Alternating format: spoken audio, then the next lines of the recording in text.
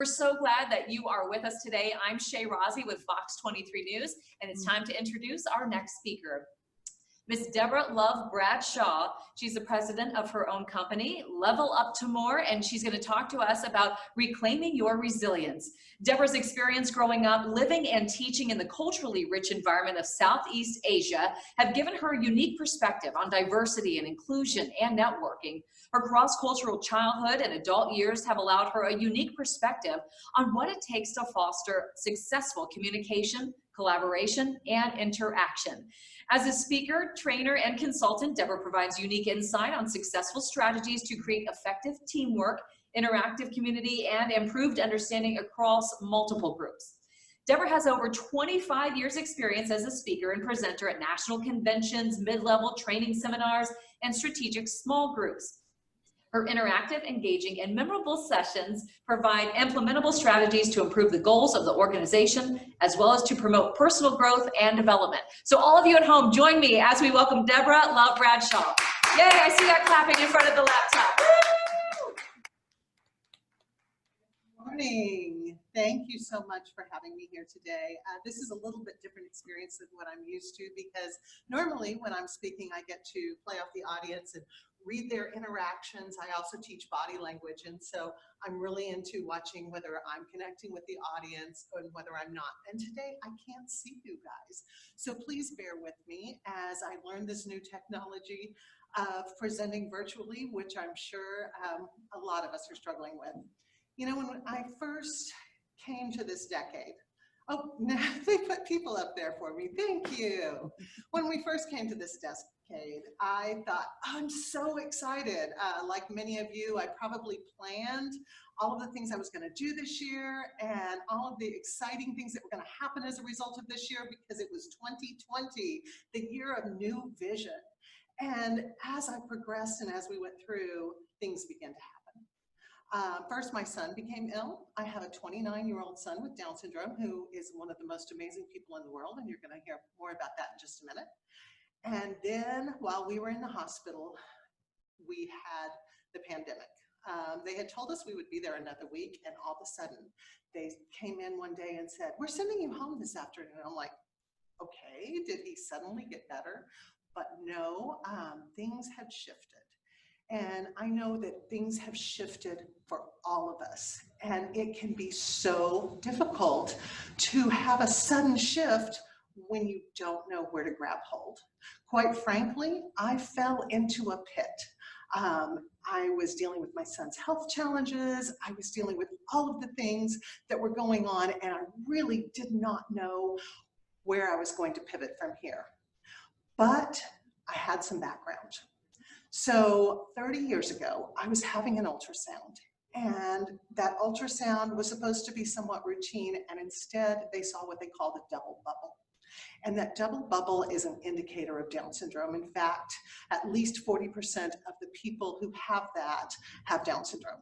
And so they said, well, we are sorry to let you know that your child may have Down syndrome. And boy, you know, what I was expecting that year was a wonderful first pregnancy. What I was expecting that year was a fantastic birth of a child. What I was expecting was normalcy. Were you guys expecting normalcy this year? I was not expecting all these unexpecteds. And that wasn't what happened at all. In fact, it was so abnormal that they told me that my child would have a rare syndrome and would not make it to birth. And so they gave me my options. They confirmed that he did have Down syndrome and that they gave me his limitations. They told me all of the things that he would not do. You know, they told me he was never going to walk. They told me he was never going to talk. They told me that he was never going to have functional skills. And so I had to decide, was I going to keep the pregnancy or was I not? And truthfully, I didn't know what to do. After careful thought and consideration, I chose to keep the pregnancy. And so that was a complete shift in my expectation, much like 2020 has been for us. So one of the things that I learned from that experience, one of the things that I learned from all of the things that I went through as a result of having a child with Down syndrome was that you don't always have to believe the experts. There's a lot of people on television right now, and they're telling you how the world's coming to an end, or they're telling you, oh, this is the worst thing forever. This is the worst thing going on. If you watch the news, all you hear is, oh, it's getting worse, it's getting worse. There is no good news anymore. But you know what? There is always good news in the middle of even a pandemic. There are always things to look forward to. You know, that son who was never supposed to walk, who was never supposed to talk, who was never supposed to have any valid skills. Did you know that he turned into this amazing 29-and-a-half-year-old man who reads Shakespeare and explains it to me? He is a Bible scholar. He actually every morning comes in and makes sure that I have my water, that I have my food as I'm working on the computer. He interacts with people in the neighborhood. He is one of the first people that was on our performing arts stage here in our city. And he was on the stage with Essie Hinton when she performed The Outsiders in person. So all of those predictions of what he was never going to accomplish were so completely misleading and untrue. So today we learned from that experience that there are ways to reclaim your resilience. There are ways to step forward even when people tell you it's impossible, and that's what we're talking about today.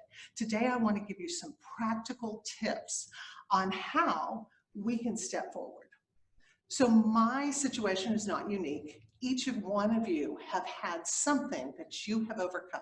You have had something that you have been through that you did not think you were going to make it through. Just like when they told me that my baby was not going to make it, and it devastated me. I know that each and every one of you have had a devastating experience that you did not think you were going to be able to make it through, and yet here you are.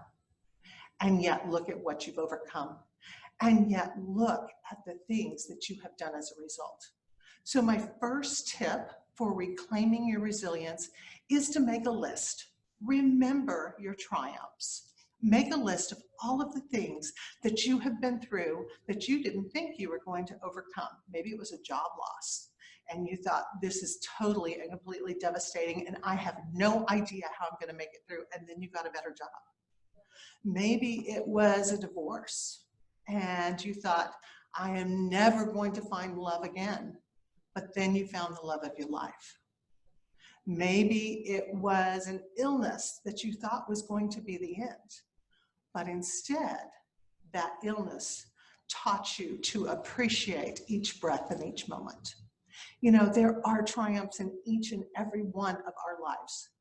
There are things that you have overcome. So make a list of those today. And when you think you can't, go back and look at what you've already come through. You know, the next one is to restrict the negativity. It is so easy to hear negative words and to listen to everything that's negative. You turn on the news, then they're going to talk about all the things that are bad going on in the world. You know, it used to be all the things that were going on in the world, and now it seems to be ever increasing. And I love the news and I watch the news, and this is not really a diatribe on news itself, but it is their job. Their job is to inform you, and the more negativity, the more ratings. And so people are drawn in. So you have got to restrict watching the news all day long. Pick one time a day and spend 10 minutes watching it and move on. But that's not the only negativity. There's a lot of good things in the news. I love that they end with a good story these days. However, there's a lot of people in your life that are probably being negative. There are a lot of people in your life that are probably telling you the worst case scenario and how horrible things are.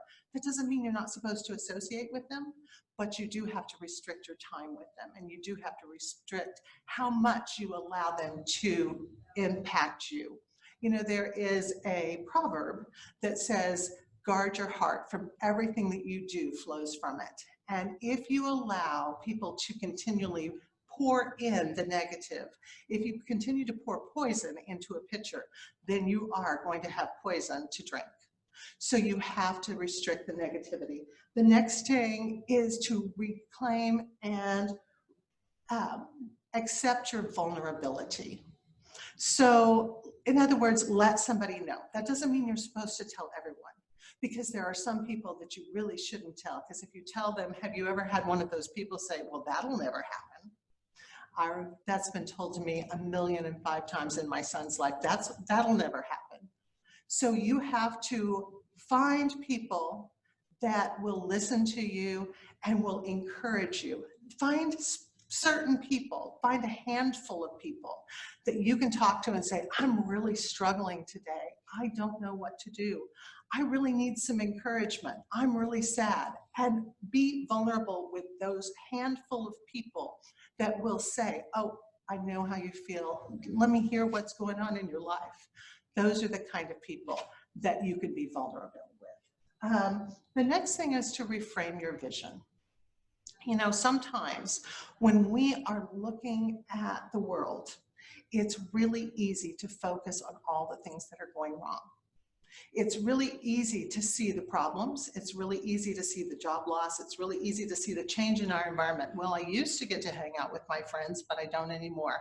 I used to go to restaurants, but I'm not sure that's safe.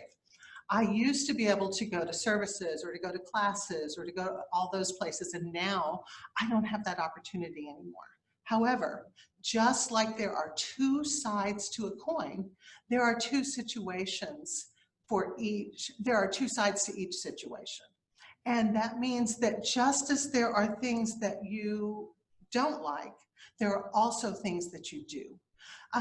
For me, some of the gifts that I found in this experience have been spending more time with my son, being able to slow down instead of being at a meeting every night, having dinner at the table again, learning to read for pleasure again. You know, I had not read a book in years for pleasure because I was always striving to go farther and more forward. And suddenly I have rediscovered that I enjoy reading and reading a book just for fun. There are so many gifts in your life. So think about, what are the gifts that have come from this season? Is it the ability to make a phone call? Is it the ability to hang out with your dogs or your cats or whatever pets you had? Is it the ability to hang out with your family? Maybe it is the gift of remembering, oh, time is precious. You know, each and every one of us have something that we have to be thankful for if we will just look at the other side of the coin. The next thing is to rediscover your gifts.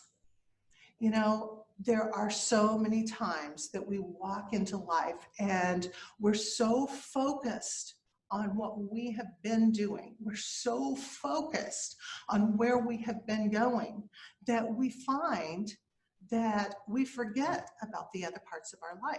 Just as I forgot that I enjoyed reading, there are other gifts that we have that maybe we haven't explored or utilized in a really long time because they haven't been part of our daily world. They weren't necessary, but those gifts are still within you. You have so much more potential than you could possibly ask or imagine. You have so many things that only you, I know it's not polite to point, so please forgive me, but only you can do on this planet. You know, nobody else has your giftings the way you do. And you have such a unique purpose. You have such a unique gift, and only you can fulfill the purpose that you're here for. Nobody else has that ability to do your job. And so maybe this time has been an opportunity to say, oh, I'm really good with serving others, or maybe I'm really good at cooking and I can share a meal with my neighbor down the street who's a single lady and she doesn't know how to cook. Or maybe I can just get out and exercise and enjoy nature. There are so many gifts that you have. I don't know what your giftings are, but I encourage you to examine them and to start writing them down. The next thing is that start keeping a list of accomplishments. Instead of thinking about what didn't go right this day, start every day making a list at the end of your day of 3 things that went well. It can be, man, that meal I cooked was great. Boy, that conversation I had with my neighbor was great. Oh, I really did a great job on that project. It can be whatever you want it to be.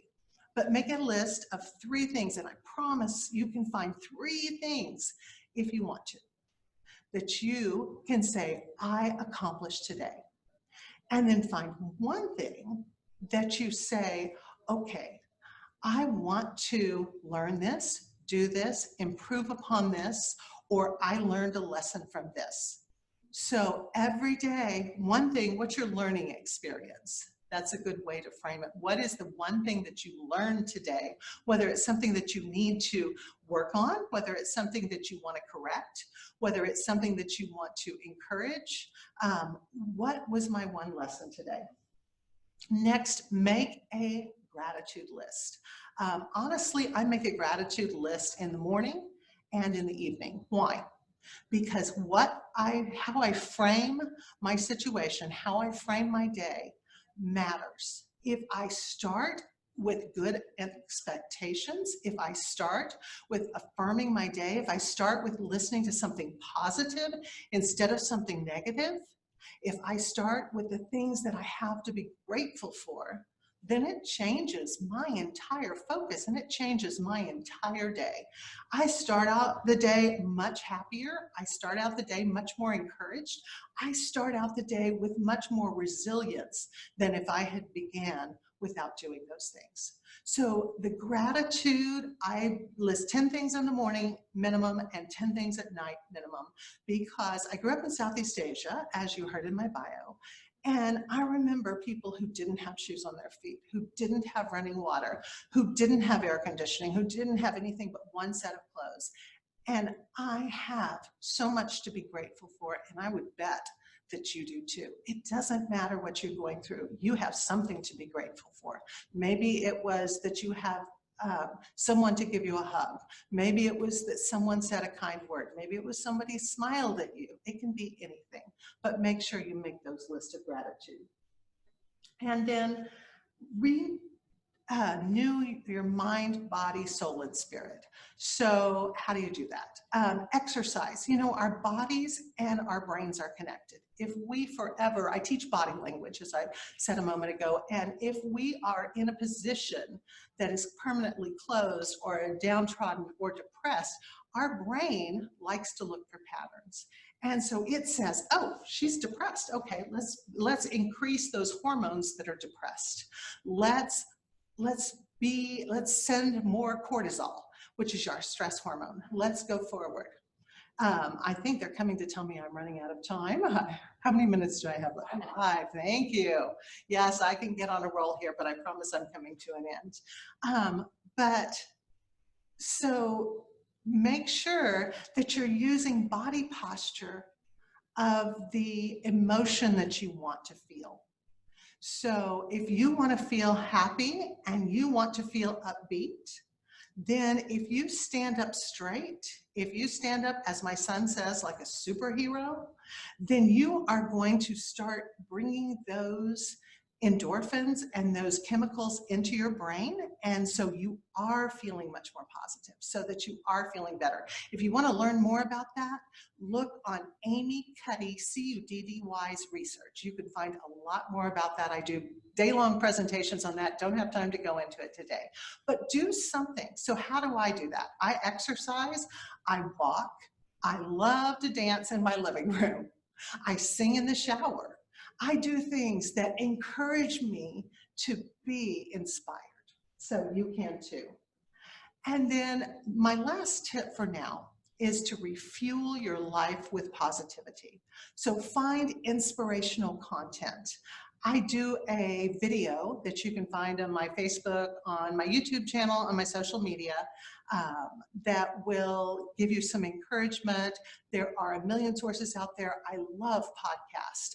There are just Google inspirational videos or inspirational messages, and you'll find a million of them. Start planning to do 5 minutes of inspiration per day.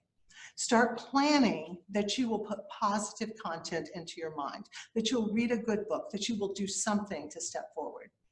So if you've appreciated my message today, I'm going to tell you how to remember my name, because I know there's a lot of excellent speakers and we're all too many names for me anyways. So Deborah is the only female warrior in the Bible. Love, the world needs more love. Bradshaw, everybody knows either Terry or Carrie as Sex in the City, or Terry Bradshaw, the football player. And so follow me on social media. Reach out to me at deborahlovebradshaw@gmail.com. Find my information. You can Google me. I promise you'll find me. I'd love to help you figure out how you can get unstuck and how you can move forward. In the meantime, I hope that this has helped you reclaim your resilience. Wonderful other speakers coming up. I got to be before Jim Stovall. I can't wait for you to hear him. Thank you so much for your time.